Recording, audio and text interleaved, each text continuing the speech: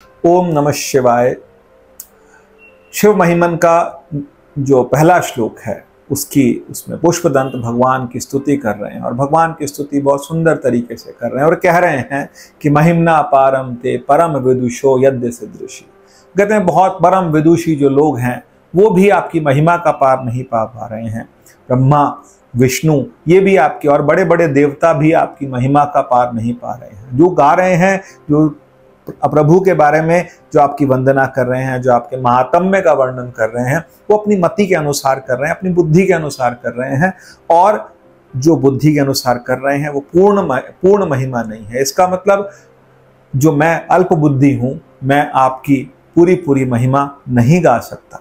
लेकिन जो गा रहे हैं, जो मुझसे पहले गा चुके हैं और बड़े बड़े देवता गण आपका गा चुके हैं, वो भी आपकी महिमा को पूर्ण तरह नहीं गा सकते। इसका मतलब जो मैं गा रहा हूं उसका कोई अपवाद नहीं होना चाहिए। मैं आपका परिकर हूं, मैं आपका परिकर, आपका सेवक हूं और मेरा जो गाया हुआ ये छंद है, ये मेरा गाया हुआ जो स्तुति है, इसका भी कोई अपवाद नहीं होना चाहिए, क्योंकि मैं गाने की चेष्टा कर रहा हूं, मैं प्रयास कर रहा हूं, मैं पूर्णतः सही नहीं गा रहा हूं।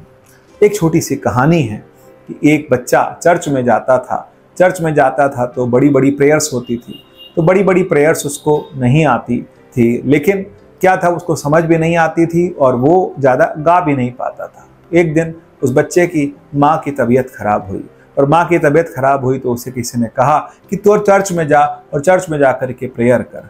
जब वो चर्च में गया प्रेयर करने के लिए, उसके पास में कुछ नहीं था, तो फिर उसने ए से लेकर के जेड तक भगवान को जो चर्च में थे वहां सुना दिया। ABCD और पूरा का पूरा Z तक सुना दिया। फिर सुनाया। जब वो ABCD पढ़ रहा था तो उस समय पादरी आए और पादरी ने उस बच्चे से पूछा कि भाई तू ABCD क्यों गा रहा है।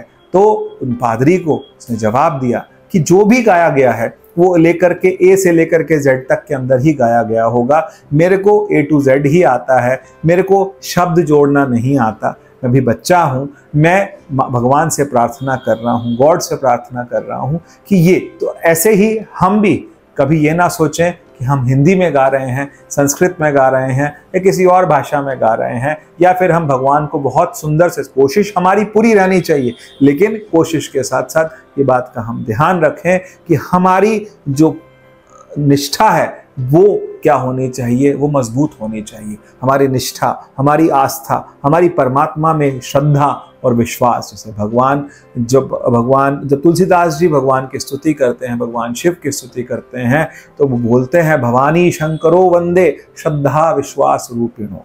कह रहे हैं कि भवानी श्रद्धा रूप हैं, भगवान शिव विश्वास रूप हैं। ये विश्वास हो कि परमात्मा मेरी बात जरूर सुनेगा, ये श्रद्धा हो कि परमात्मा से ऊपर कोई भी नहीं है, तो फिर कोई भी गायन। और ये तो पुष्पदंत एक महान जो भगवान के भक्त थे और बहुत सुंदर उन्होंने भगवान के लिए लिखा, लेकिन ये बात ये भगवान से कहने लायक थी कि मैंने जो गाया है वो भी सही गाया है और इस पर कोई अपवाद नहीं होना चाहिए, ये बहुत प्रेम से गाया है।